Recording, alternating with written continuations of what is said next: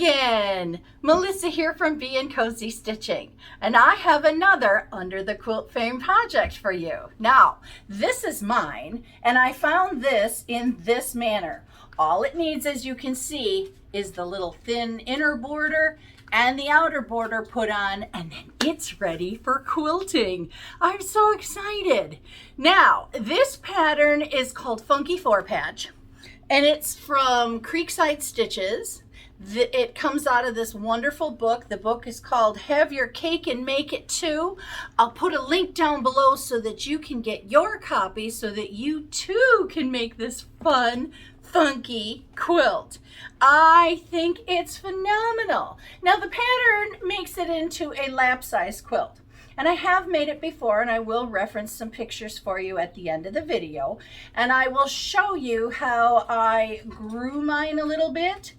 I also used an extremely busy print, and I felt that it needed a place for its eye to rest a little bit more because the print of the fabric was so wild. You check it out and see what you think for yourself. Now, I haven't quite decided yet if this is the finished product or if I'm gonna cut it apart and stretch it out and make it bigger so I have a bigger sized quilt. I'm kind of liking it just the way that it is. I think it'll make a lovely lap size quilt. Check out the end of the video and you can see what I ended up doing with it too. Okay, so go ahead and get yourself your pattern so you can follow along with me, because remember, I can't give you cut sizes or any of that stuff. You need to get that from the pattern. So go ahead, check out the website, pick up your pattern, and follow along with me. And from there, we'll head into the workroom and I'll show you what you're going to need for supplies. Now, I do it just a little bit different than the pattern, and I'm going to show you why. But I'm going to go grab my fabrics that I'm going to use to make our sample piece, if you will, and I'll meet you in the workroom. Thanks for stopping by today. Okay, so now we're headed over to the workroom, and as you can see on the workroom table, you're going to need the following supplies. You're going to refer to your pattern and put together a collection of fabrics. I use scrap fabrics. So when I use scrap fabrics in order to do this pattern, the Funky 4-Patch, I use my Creative Grids non-slip straight out of line ruler. And I will put a link down below so that you can find one of these too. You will also need thread to match, some pins, a rotary cutter, and a ruler and a mat. Once you have all of these supplies together, then we can begin with our cutting process. Please refer to step 1 in your pattern on what size to cut your scraps out. And again, if you're using scraps like I am and you can't make the whole piece, don't worry. I'll show you how to get that. That's why I have, part of the reason why I have this ruler. Okay, by now you've gone through your pattern and you've cut your pieces to the desired size. And in reading the pattern, it will give you a special way of cutting your fabrics. Now, if you're a free-form cutter, this is such a great pattern for you because you just line up your ruler from angle to angle and you go ahead and you cut. But because I am using scrap fabrics, and I will tell you that this pattern is phenomenal if you want to use pre-cuts.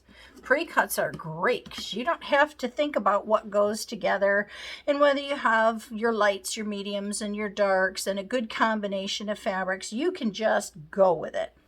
But remember, I've got all these scraps I want to use up. So for me, the best possible solution is to use this straight out of line ruler by Creative Grids. And again, there is a link down below if you want one of these. They're great because they have the sandpaper non-slip added right into the ruler, and so once you put it on your fabric, it isn't going to go anywhere. So now for me, it's just a matter of taking my ruler, lining up my edges, and cutting along the side and that gives me the pieces that I need for the first part of our pattern. So you're either going to refer to your pattern to exactly where to line up your ruler and go ahead and give that a cut, or you're going to use the straight out of line ruler like I do, and you're going to make your cut that way. Now, this fabric, because this is my main focus fabric, and I thought this fabric was phenomenal to use with this because it really highlights the greens that I have in this fabric, and I really like it, and it gives me kind of that Hawaiian feeling. But as you can see, my piece is nowhere near big enough for me to be able to go ahead and use the traditional methods of cutting in the pattern. See, I'm just too short. But that's okay, because remember, I'm going to go ahead and use my great scrap tool, and I'm going to line it up here where I can, where it fits. See, it doesn't fit that way, but it will fit this way. And then I will go ahead and I will cut to get the piece out that I need to be able to use in my pattern. Yes, I have more scraps, but those can go in the scrap pile. And now I have a perfect size piece that is a perfect match for what I have in my pattern. What I need to do now is I need to go ahead and I need to cut a mate for it, because I want to be able to have 2 of each one. And again, I have more of that fabric. I just didn't have it in the width that I needed to be able to do this pattern and have it come out nice. Oh, but see, that'll work great. So we'll go ahead and take that one. So now we have our pieces. That one can go into the scrap pile because it's too small. And I really like this fabric, so I'm going to go ahead and do it again. That's too small. But that's just fine. We'll go ahead and get that cut. I don't think that's going to work. No, that's way too small. Okay, but that's fine because I've got one more. You're going to want to put a variety of fabrics in here, because at the end of the day, that's what's really going to give your funky 4-patch some flavor and really make it stand out and look nice in a crowd. And as you can see over here, I've got just such a huge selection of fabrics going on that it'll be nice to mix up everything, and I'll have enough patterns to give it enough interest. And I've got some plain fabrics, and I've got some printed fabrics. Sure I do. So that my printed and my plain go together. See how nice that green goes in there? I just love it. This is going to be so pretty when it's all done. But whichever method you choose to do, whether you follow the directions in the book and you cut using your regular rotary cutter and ruler, or whether you use the straight out of line and go through your scrap bins, that's totally up to you. So what I'd like you to do now is go ahead and cut all of your pieces so that you have the number of pieces required by the pattern set up in 2 separate piles. And don't be afraid to mix them up. You don't want to leave 2 of the same fabric right in a row, and I'll get to that later. But as you're cutting, just be mindful. You want to mix it up so that in a group of 4, the same color doesn't land in there twice. So don't worry if that's confusing. Right now, what you need to do is go ahead and cut your fabric pieces using either the straight out of line ruler or your regular rotary cutting ruler, according to the book and the pattern. And when you get done with that, then I'll meet you over at the sewing table and we'll go ahead and get started. Okay, we're over at the sewing table, and as you can see, I'm laying out all of my cut scrap pieces, and I'm doing this by color so that when I go to put them together, it's easier for me to see which ones I want to put together. I'm kind of more of a planned, scrappy kind of person. I'm not, I don't have that flair, I guess, of just being able to pull stuff out and, oh, that looks great together and going about my merry way. No, I like to see which ones look good next to each other, and then I can see how many of something I have and how many I'm going to put in. Remember, we don't have to use all of these in this particular quilt. We can save them for another one. Just put them in a bin, box, whatever you use to store your fabric, and label it that it's for the Funky 4-patch. And that way, when the bin gets full, you know you got enough pieces and you can go ahead and make another one. So yeah. Don't ever worry about cutting way too many things for your project, because one way or another, it's a scrap. We're going to use it. We'll use it up. Not to worry. I'm just about there. I'm just about to the end of the pile. There was one thing that I wanted to tell you, though, and I hope you watch this video at least once before you actually tackle going in and making one of these quilts for yourself. And I apologize for not telling you this earlier, but you do need to make sure that when you're cutting your fabric that all the right sides are facing up when you cut.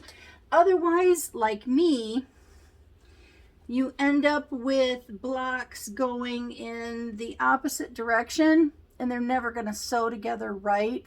So make sure that the right side of the fabric is always facing up when you cut. You can layer them, because I mean, that's our first instinct, is to go ahead and just put a whole bunch of them on there and cut them all at once so that we can get the cutting part done and get to the sewing part, because that's actually the fun part. That's the part I like, not all the cutting. Although some people like to cut too, and that's okay. You know, whatever part you like the best, that's what you need to savor. But for me, it's not the cutting part. So when you do layer them to cut them, I don't know that I would cut any more than 4 pieces at one time, because I feel that gets really messy then when you do more than 4. There, that is my collection of fabrics. I'm going to bring you down here. Don't have to look at my face anymore. Now you can look at the pretty fabrics. So this is what I have to work with. And I'm pretty excited because there's quite a bit of variety in here. There's quite a bit of scale and movement. I have lights, I have darks, I have big prints. I have little prints. I don't even know if you can see those are little tiny seahorses. I just love that. This is supposedly going to be my Hawaiian quilt, because boy, I sure wish I was on an island right now drinking pina coladas and enjoying the sunset right on the surf in the sand. So I'll just make my quilt and cover up with it, and pretty soon it'll be summer here too, and it'll be nice and warm, and I can lay it out and have a picnic on it.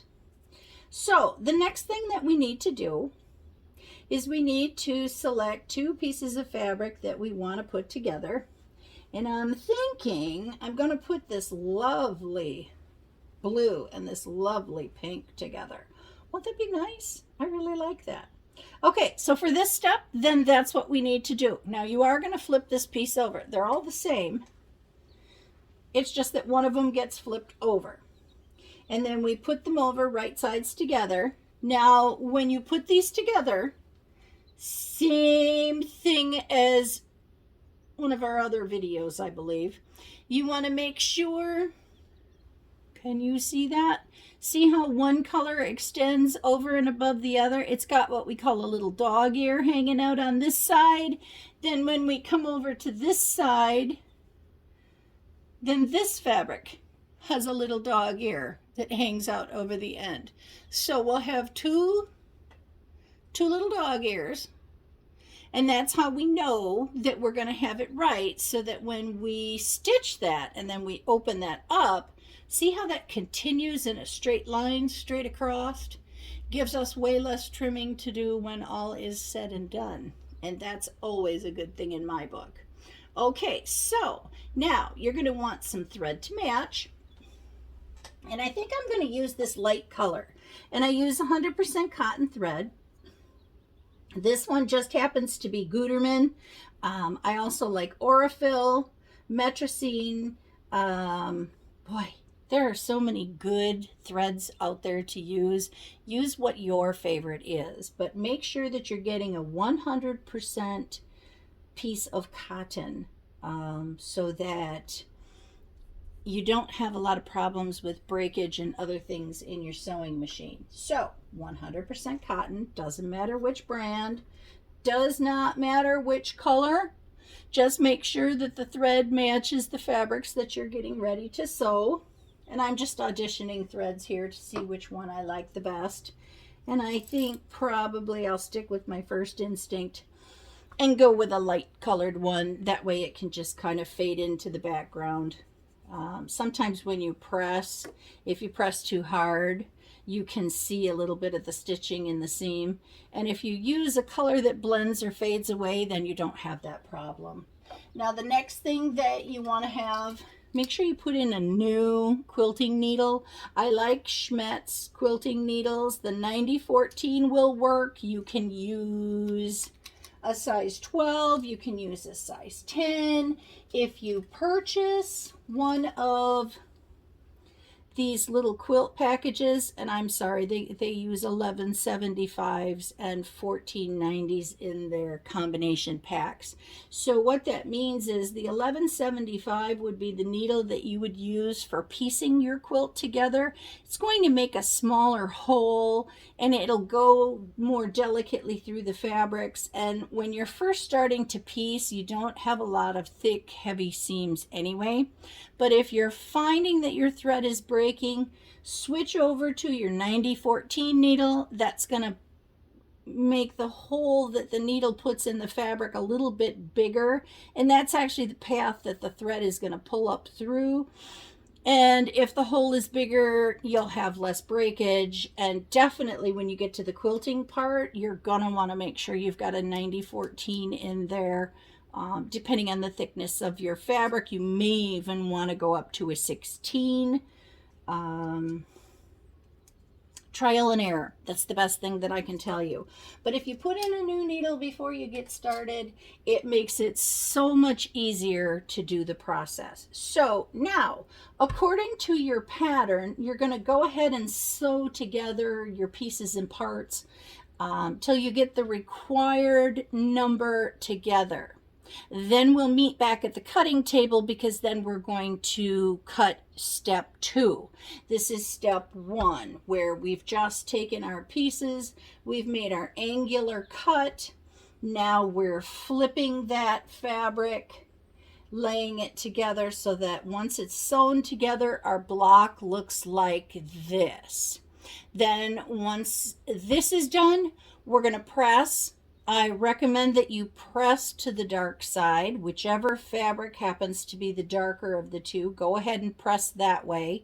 If you want to press your seams open and flat because you're going to be making another cut through the middle, by all means, go ahead and do that. When you press flat, it makes it easier to cut accurately. If you don't have problems pressing normal and cutting through, go with that. Whatever's going to give you the best results, that's what you need to do.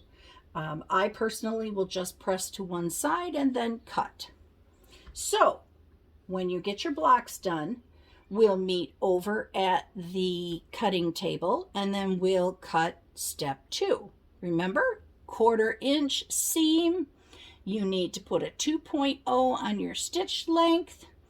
I don't think a 1.8 is necessary. It's too small and these pieces are larger, and even though we are going to make multiple cuts, you're okay. They're not going to unravel and cause you problems. So stick to around a 2.0.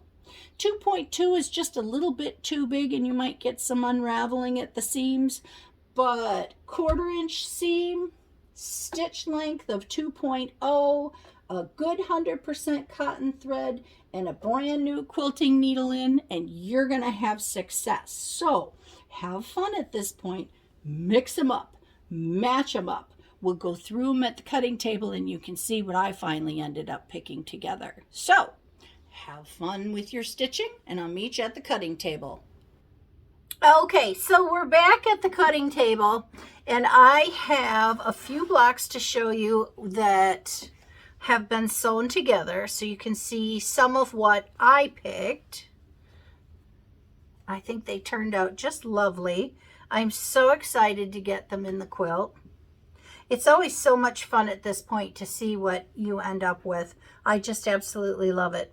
Okay, so now that you have all your blocks sewn together, we have to go to our next cutting.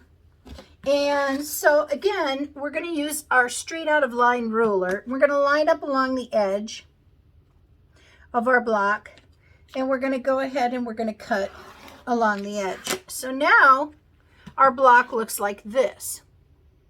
And then we're going to go ahead and pile these up, because then these are going to have to be sewn up next. So you want to make sure your blocks are always oriented the same exact way. And I'm going to turn mine this way so that the big wide guy is up on the top, the little part is on the bottom.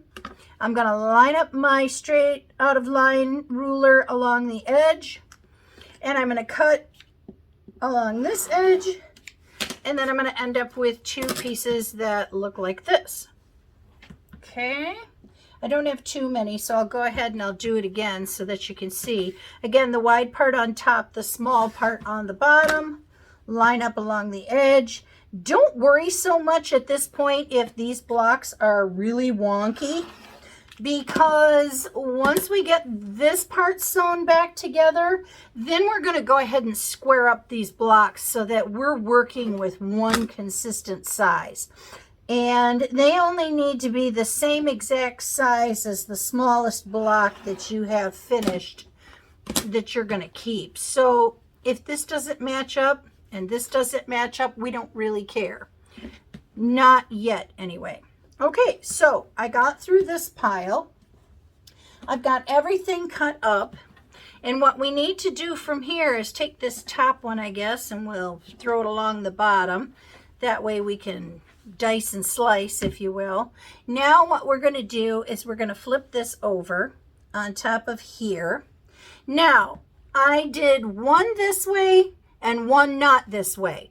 You can either match up the top and the bottom with those little dog ear pieces hanging over, just like we did in step one. Excuse me. Not paying attention to these seams on whether they match up or they don't match up. They're all going to be wonky, and when we square it up, they're all going to be different anyway. So it doesn't matter. That's what makes this pattern so wonderful for the beginner, is that you don't have to match anything up if you don't want to. But I thought it would be kind of interesting to see what it looks like if I match these seams up. So what we're going to do is we're going to just lay it on top, slide it over until it bumps up against that next seam, and then we're going to put a pin in it. We're going to double check it to make sure that they lined up, and they did. We're going to set that on the pile to sew, and we're going to grab our next piece, and we're going to keep doing this until we get all the way to the end. Then we're going to go back to the sewing machine, and I'll grab this one for reference.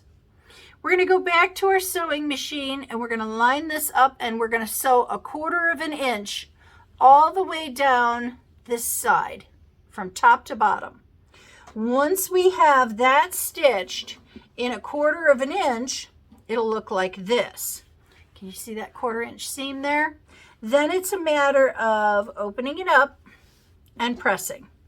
Now at this point, I don't know that it really matters which side you press.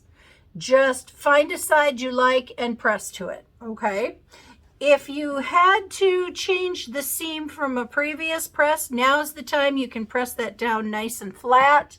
Don't worry about it. If you had to switch it, it's not that big of a deal. You just want to make sure that when you open it up, you've got 4 really nice pieces together. And remember, they're going to lay next to other pieces. So if they don't really quite match, it doesn't matter, because by the time you lay it into the quilt, it's going to lay next to other fabrics, and at that point, then it really will match. Okay, so once you get that point done, and here's what I'm talking about. It doesn't matter if they don't all line up properly, because what you're going to do is you're going to size them up. And see, when I size mine up here, what I've got left is a perfect square.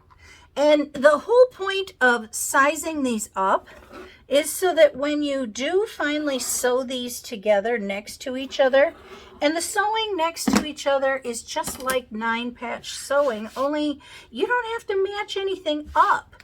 That's the beauty of this pattern. I think that's why I really enjoy making this quilt. You don't have to match anything up. But now, see?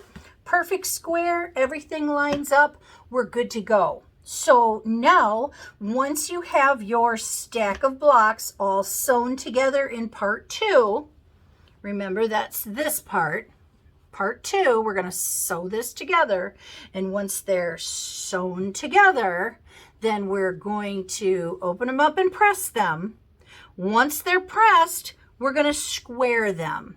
And it doesn't matter what size you square them to. If they end up being 6-inch squares by the time you're done, they're 6-inch squares. At this point, you're in the driver's seat. You can square them to whatever size that you want to. I squared mine according to the wonkiest block I had. The largest size I could get out of that wonky block, that's what all my blocks ended up being trimmed to. And that's how I put my quilt together. Now, if you're following the pattern, you're probably not going to have as wonky of pieces as you do if you're doing it scrappy style. Maybe you're a better sewer, you know, whatever. Then you don't have as much trimming. And at that point, follow step by step in the pattern and trim according to the pattern. We're doing this scrappy style, so we're going to go ahead and square them up scrappy style. And really, truly, there's not a whole lot of squaring up to do. Maybe a corner or an edge is kind of out of place. And again, if you're lining them up without matching the middle, you probably are going to have even less to square up when you're done with the block. Then once you have that done, lay our blocks out. And it's just a simple matter of laying them next to each other in a pleasing arrangement that you like. This is going to be a great part 2, because now you're going to be able to tweak that. Here, let me pull this down. You can't see it. Or let's start up here. Maybe that's a better idea. Okay. So now you're going to lay them out, and you're going to lay them next to each other in a manner that's pleasing to you. And once you have them where you like them, it's just a simple matter of sewing them together row by row by row. Okay, see how that goes together? Simple, super, super simple. But what we're going to do then is we're going to flip this one over here. We're going to sew a 1/4 inch seam. We're going to press it open. Then we're going to continue down our row. We're going to take this one here. We're going to flip it over on top, right sides together, not matching anything up. We're going to sew a 1/4 inch seam here. Then we're going to press that one open. Then we're going to bring over our next piece. We're going to sew a 1/4 inch seam, and then we're going to press this open. And we're going to continue this until we get all the rows sewn together. Then once all the rows are sewn together, we'll flip the rows right side together. You're going to have to work with me here and pretend that this row is sewn together. And then we're going to sew a 1/4 inch down the row. Now, again, whether these corners, these 4 corners intersect, or they are offset. Do you see what I mean by that? If it's offset, they don't meet right at the seams. They're apart from each other. That's up to you. You can either make them match and pin that seam so that you've got nice seams like in your 9 patch. Or you can offset them so that they don't match, but then make sure that none of them matches. And then that way you have another kind of wonky row that you can put together. And then once that's done, you just press it open and you continue with the next row until you get all of your rows completely and totally stitched together. All right, so now that we have the idea of how to get these put together, I'm going to flip you up to the design wall and I'm going to show you what I've been able to put together so far. Guys, I am so excited. This is so awesome. Not only did I get this quilt here finished from under the quilt frame, but I had this package of fabric underneath the quilt frame too, and now it's all set and ready to go. Now I could be done here and make this into a lap size quilt the same size as the blue one over here, but I've got a few more blocks left over because I had a little bit more fabric in that pile than I did with this. So this is following the pattern, this is following the scrappy method. Make sure you write down below in the comments, which one do you like better? I am just loving it. I'm getting these done. It is so awesome. And I'm so excited. Now, don't worry. I've got another view of this one here all spread out so you can see what it looks like at the end of the video completely and totally. Now, this one you're going to have to wait until show and tell at the end of the month to see how it actually turned out. I just have the blocks laid up here right now. I might do a little more tweaking and moving some color around. I've got a few more blocks to put in there yet. And I might want to stretch it out a little more, so I might put fabric strips in between like I did on the Aboriginal fabric quilt that you're going to see at the end of the video as well. Just a little trick to get it a little bit bigger. Just whack a sashing in there somewhere and it'll stretch it out gradually. Just remember though, you need to be consistent. If you're going to do it once, you need to do it 3 times. It's either odds or evens. If you're doing 2, you need to do 4. If you're doing 1, you need to do 3. If you're doing 3, you need to do 5. It looks better proportionately to the eye, so make sure you remember that rule of thumb. It's the same when you're cutting your borders. If you're cutting a 1.5 inch, you should have a 3.5 inch or a 5.5 inch. If you're cutting a 2 inch, you should have a 4 or a 6 inch. Just keep that in mind. It's a little trick tip for me to help you make your quilts optically more pleasing. So with that said, we'll move on to showing you what this one looks like at the end. And that should be about it for today. I'm really glad you guys stopped by. Don't forget, please hit the subscribe button down below. And if you like this video, hit the like button. And you might want to tap on that little bell because that lets you know when the next video is ready and out. And that way you won't miss anything because we've got a lot more projects to pull out from underneath the quilt frame. Thanks again. See you soon. Everybody's just dying to see how mine finally finished out. Here is the finished look of the quilt that started this project that I found underneath the quilt frame. I hope that this video has inspired you.